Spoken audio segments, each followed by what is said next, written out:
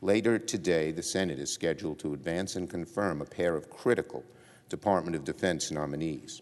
One of them is Celeste Wallander, nominated to serve as Assistant Secretary for Defense for International Security Affairs. A veteran of the National Security Council, Ms. Wallander is one of our country's top Russian experts and a deeply experienced foreign policy advisor. As tensions persist in Eastern Europe, Ms. Wallander's expertise is urgently needed, and her nomination must be approved as soon as possible. Frankly, it should have happened weeks ago, the moment she was reported out of committee with support from both sides. But Ms. Wallander has remained on hold because one member of this body, just one Republican, has objected to her swift passage.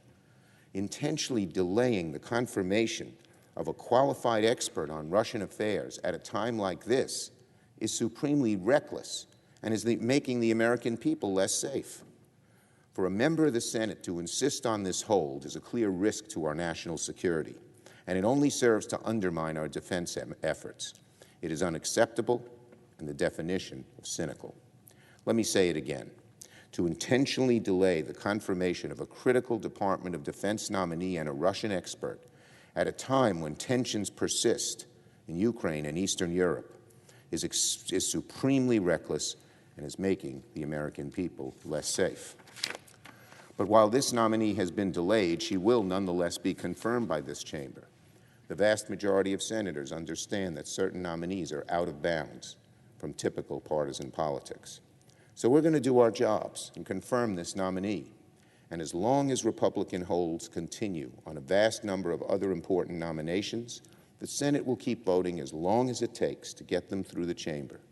If it means voting late, as we have done in recent weeks, then that's what we must do. I will return later to join with my colleagues to speak further on increasingly reckless holds that damage our security, both domestic and national, that we are seeing on the other side. I yield the floor and note the absence of a quorum.